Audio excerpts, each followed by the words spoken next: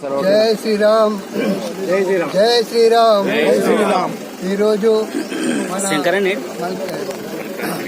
మల్కాజ్గిరి మేడ్చల్ మల్కాజ్గిరి నియోజకవర్గం ఎంపీ అభ్యర్థిగా నిలబడ్డ ఈటల రాజేందర్ అన్న గారిని కలవటానికి ముద్రా సంఘం కుత్బుల్లాపూర్ కాన్స్టిట్యూషన్ ముద్రా సంఘం కమిటీ వాళ్ళందరూ వచ్చి ఆయనకు ఘనంగా సన్మానించి మీకు హృదయపూర్వకంగా మేము ఖచ్చితంగా మేము తిరిగి ఆర్గనైజింగ్ చేసి సపోర్ట్ చేసి మిమ్మల్ని గెలిపిస్తామని వాగ్దానం చేసినారు. ఎందుకంటే ఈ ఈటల రాజేందర్ అన్న మాకు పరిచయం లేనప్పుడు కరోనా వచ్చినప్పుడు ఎంతో మంది బీదలను ఆదుకున్నాడు. ఆ విషయంలో ఆరోగ్య శాఖ మంత్రి ఉన్నప్పుడు కూడా ఎన్నో విధాలు చాలా కట్టుదిట్టంగా పనిచేసిండు. అవన్నీ మేము పేపర్ న్యూస్లో చూస్తూనే ఉన్నాం. కాబట్టి ఆయన మంచి వ్యక్తి, అన్ని విధాలా సహకరిస్తూ ప్రజలకు వెన్నంటూ ఉండి చాలా పనిచేసిండు. ఉద్యమ సమయంలో కూడా ఈయనదే రికార్డు ఉంది. ఎంత చరిత్ర తీసుకున్నా కూడా మొత్తం కష్టమైన పనులన్నీ జైల్లో ఉన్న వాళ్ళను వీళ్ళను అందరినీ ఘనంగా చూసి దగ్గర తీసుకొని ఆదరించి చేసి తిరిగిన వ్యక్తి మన ఈటల రాజేందర్ అన్న. మంచి వ్యక్తిత్వం ఉన్న ఈటల రాజేందర్ అన్నను ఖచ్చితంగా మనం సపోర్ట్ చేసి గెలిపేయాలని మా కమిటీ ఏకగ్రీవంగా తీర్మానం చేసి అందరం ఇప్పుడు 30 మంది వచ్చి ఆయనకు గార్లెండ్ చేసి మేము తప్పకుండా చేస్తున్నామన్నా.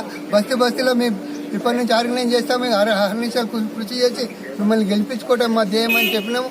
అదేవిధంగా ఆయన ఈ బీజేపీ పార్టీ కూడా మంచి పార్టీ. ఈ పార్టీలో నరేంద్ర మోడీ గారు మనకు వ్యాక్సిన్ ఇచ్చి అందరినీ కాపాడిండు. ఒక ఎత్తు. మరియు గరీబ్ ప్రజలకు దినం వెళ్ళని ప్రజలకు వైట్ కార్డు మీద 6 కిలోల బియ్యం ఉచితంగా ఇప్పిస్తున్నాడు. అదేవిధంగా మన పెట్రోల్ మీద ధర తక్కువ చేసిండు. గ్యాస్ సిలిండర్ మీద 100 రూపాయలు తీసేసిండు. ఆయన చేతిలో ఉన్నది ఎంబడెంబడే ప్రజలకు ఏది అనుగుణంగా ఉందో అది చేసుకుంటూనే వస్తున్నాడు. మరియు బయట దేశాలలో మంచి ఇంప్రెషన్ చేసి మన దేశాన్ని ప్రతిష్ట చాలా పెంచింది. కాబట్టి ఖచ్చితంగా ఈ యొక్క బీజేపీ పార్టీ ఉంటేనే మన దేశ రక్షణకు సరైన మార్గంగా కట్టుదిట్టంగా ఉంటుందని మేమందరం నిర్ణయించుకొని మిగతా వాళ్ళందరూ కూడా ఒక విధంగా ఆలోచించి ఈ బీజేపీ పార్టీకి చేసి ఈటల రాజేంద్రను అధిక మెజార్టీతో గెలిపేయాలని నియోజకవర్గ ప్రజలందరికీ మేము పేరున మనవి చేస్తూ కోరుచున్నాం. జై మోడీ, ఈ రోజు వేరే పార్టీ నుండి పెట్టిన వాళ్ళు ఎవరికి తెలియదు, కాన్స్టిట్యున్సీ లెవెల్లో కూడా ఎవరికి తెలియదు వాళ్ళు. కాబట్టి వాళ్ళకు ఎటువంటి ఇది లేదు, అవగాహన కూడా లేదు.